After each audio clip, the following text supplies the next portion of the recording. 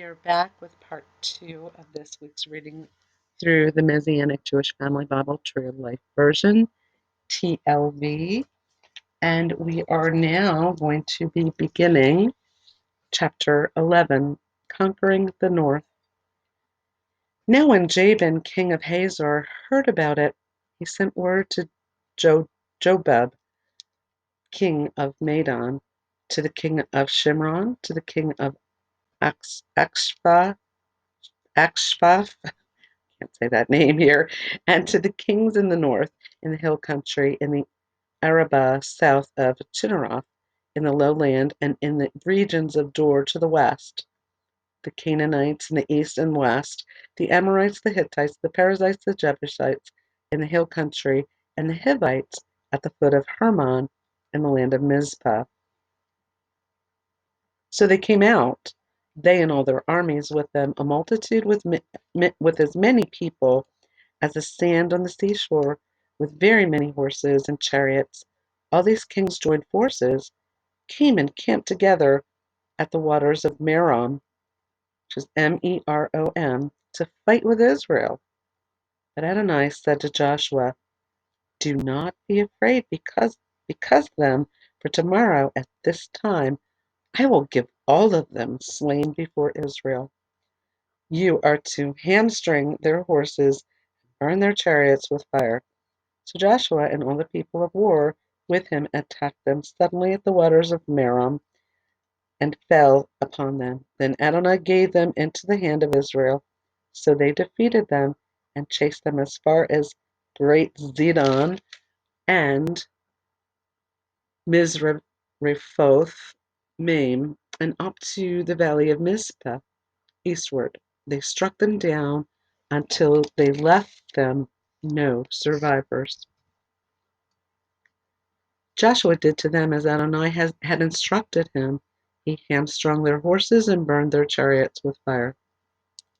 At that time Joshua turned back and captured Hazor and struck its king with a sword, because Hazor had formerly been the head of all those kingdoms. They struck down every single soul in it with the edge of the sword, putting them to the ban. There was none left that breathed after he burned Hazor with fire. Then Joshua captured all the cities of those kings and all their kings, and he struck them with the edge of the sword, putting them to the ban, just as Moses, the servant of Adonai, had commanded. But as for the cities that stood on their mounds, Israel did not burn any of them except Hazor alone, which Joshua did burn. All the spoil of these cities and the cattle Bani Israel took as their plunder, but they struck down every person with the edge of the sword until they had destroyed them, not sparing anyone who breathed. Just as Adonai had commanded Moses, his servant, so Moses commanded Joshua, and so Joshua did. He left nothing undone, and all that Adonai had commanded Moses. So Joshua captured all this land, the hill country, the Negev, all the land of Goshen, the lowland, the Arabah, the hill country of Israel, and its lowland, from the Mount Halak that ascends to Seir, Seir, all the way to Baal Gad in the valley of Lebanon at the foot of Mount Hermon. He captured all their kings, struck them down, and put them to death. For a long time Joshua made war with all those kings. There was not a city that made peace with Bani Israel except the Hivites, who inhabited Gibeon. All the rest they took in battle, for it was of Adonai to harden their hearts to encounter Israel in battle, that they might be put to the ban, that they might receive no mercy, in order to destroy them as Adonai had commanded Moses. At that time Joshua went and cut off the Anakim from the hill country, from Hebron. And we're talking about Anakim giants. From Hebron, Debir, Anab, and from the entire hill country of Judah, and from the entire hill country of Israel. Joshua put a ban on them with their cities. There was none of the Anakim left in the land of Bani Israel, except some were left in Gaza, Gath, and Ashdod. Now remember, spoiler alert, Gath, Goliath of Gath. We're going to get to that in a bit. So Joshua captured the whole country according to that Adonai had spoken to Moses, and Joshua gave it for an inheritance to Israel according to their divisions by their tribes. Then the land had rest from war. Chapter 12. I'm going to recap 11 and 12 together then, but we're just going to go ahead and read chapter 12. The conquered kings. Now, these are the kings of the land whom Bani Israel defeated and possessed their lands beyond the Jordan toward the sunrise from the valley of the Arnon to Mount Hermon and all of the Arabah eastward. King Sihon of the Amorites, who lived in Heshbon and ruled from Aroer, Aroer, which is Aroer, which is on the edge of the valley of Arnon, in the middle of the valley of in half Gilead, even up to the Jabbok River, the border of the children of Ammon, and the Arabah up to the sea of Chinneroth, eastward, and as far as the sea of the Arabah, the Salt Sea, eastward the west to Beth Jeshimoth, and on the south at the foot of the slopes of Pisgah. Also the territory of King Og of Bashan, one of the remnant of the Rephaim, who lived at Ashtaroth and at the Edrei, and ruled over Mount Hermon and, and Salcah and Bashan, as far as the border of the Jezreelites and the Megathites, and half of Gilead, and as far as the border of King Sihon of Gilead is, I'm sorry, King Sihon of Heshbon. Ugh, getting tired here.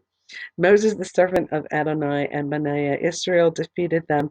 Then Moses, the servant of Adonai, gave it as a possession to the Reubenites, Gadites, and half tribe of Manasseh. So that was all happened before they crossed the Jordan. This was east of the Jordan, if you remember. And I'll recap that a little bit before we move on to chapter 13. Now these are the kings of the land whom Joshua and Bani Israel defeated beyond the Jordan westward from Belgad in the valley of Lebanon to Mount Halak that goes up to Seir. Joshua gave it to the tribes of Israel for possession according to their divisions. In the hill country, in the lowland, in the Arabah, on the slopes, in the wilderness, in the Negev, the Hittites, the Amorites, the Canaanites, the Perizzites, the Hivites, and the Jebusites, one king of Jericho, one king of Ai, which was near Bethel, one king of Jerusalem, one king of Hebron, one king of Jarmuth, one king of Lachish, one king of Eglon, one king of Gezer, one king of Debir, one king of Geder, one king of Hormah, one king of Arad, one king of Libnah, one king of Adullam, one king of Makkedah, one king of Bethel, one king of Tepuah, one king of Hepher, one king of Aphek, one king of Sharon, one king of Madon, one king of Hazor, one king of Shimron Meron, one king of Akshapha, one king of Tanakh, Taanach, one king of Megiddo, one king of Kadesh, one king of Jokneam in Carmel, and one king of Dor in the region of Dor, one king of Goim, Goiim in the Gilgal, and one king of Tirzah, for a total of 31 kings. This is all the land that was also taken because each of these kings actually ruled a section of land, of course. So now, just to recap chapter 11 and 12, it basically we're recapping the fact that Joshua and Benaiah Israel went into all of these areas. 31 kings ruled 31 sections of land, basically, and they basically went in and defeated all of them and gained all of that territory that was meant for them. And it is important to note that the Anakim were also in this land and other varieties of the giants. We mentioned the Emims and the there was different um, groups of them, and also we had mentioned the word Rephaim, and the Rephaim were simply the Canaanite giants, so they were all over the place. And um, Satan actually repopulated the area that Beniah Israel was to go to for the promised land, so they ended up having to fight for that as well. And consequently, we thought they were all wiped out with the Great Flood, but spoiler alert: when we get into the story of David, we're going to see that there were more. So we're going to get to that. And just to recap, chapter 12, it just kind of goes over everything that was actually defeated. As I mentioned, there was 31 kings that were actually defeated by Joshua and the mighty men of valor that were with him. I'm going to give you a little spoiler alert too, because we're going to be getting into chapter 14 this week as well. We're going to talk about a term called lots. We're going to hear about that also in the New Testament. And it was in the situation where Yeshua was actually being um, crucified, and they were casting lots for his belongings. And in this case, where we're talking about lots as in dividing the land. So we're going to hear that term. And in chapter 14 to 21, lots are used to divide the land between the tribes of Israel under the supervision of Joshua.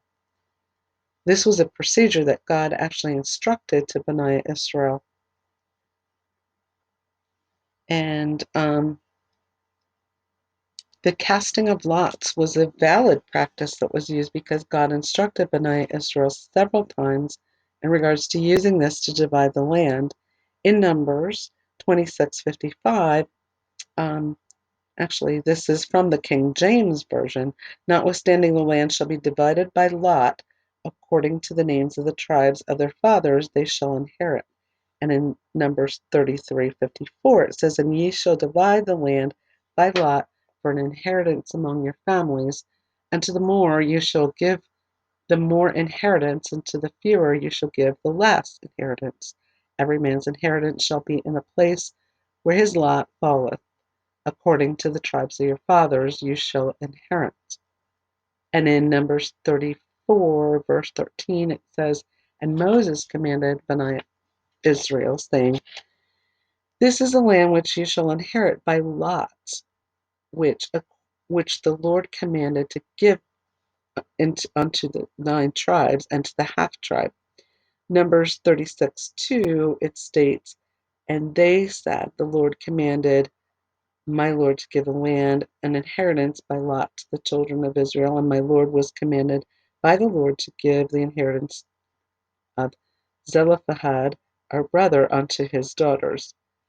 So when we mentioned the 9 tribes, remember actually 2 of the tribes in the half tribe of Manasseh was actually staying to the east of the Jordan, and then the others were going to inherit the land across the Jordan.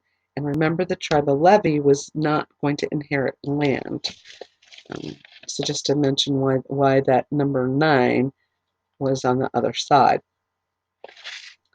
In Joshua chapters 14 to 21, we read about the land being divided between the tribes of Israel and divided by lots. God allowed the Israelites to cast lots in order to determine his will for a given situation, and there is an example of this in Joshua 18, which we're going to get to next week. But I'm going to mention it now. You shall therefore describe the land into 7 parts, and bring the description hither to me, that I may cast lots for you here before the Lord our God.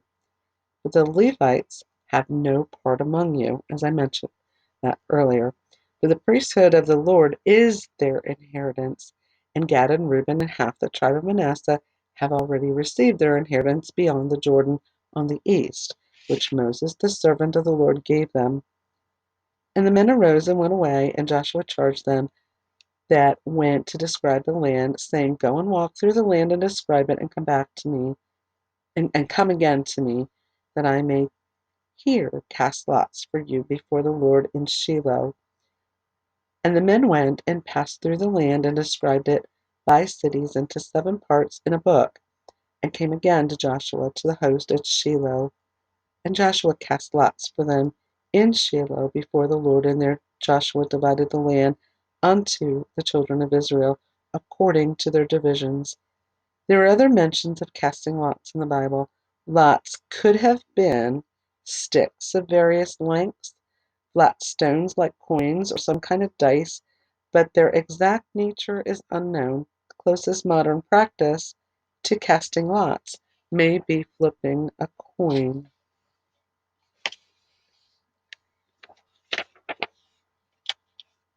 Okay, so that's a little bit about lots, and the use of lots is done to decide what portion is divided, to whom the lot is cast to, and by doing this, it stops arguments and disagreements over what is to be proportioned. And again, in the book of Joshua, lots were cast to divide the land between the tribes of Israel, and God is ultimately in control of the whole disposition. Lots are also mentioned, interestingly enough, in Proverbs 16, verse 33, and in Proverbs 18, verse 18. And the first one says, "The lot is cast into the lap, but the whole disposing thereof is of the Lord." And Proverbs 18:18 says, "The lot causes contention to cease and parts between the mighty." So that's all I'm going to say about lots, and you're going to hear about that as we read further. So we're going to go into, and maybe I want to pause it here, because we're going to go into chapter 13. I think I'm going to pause it and come back with part 3.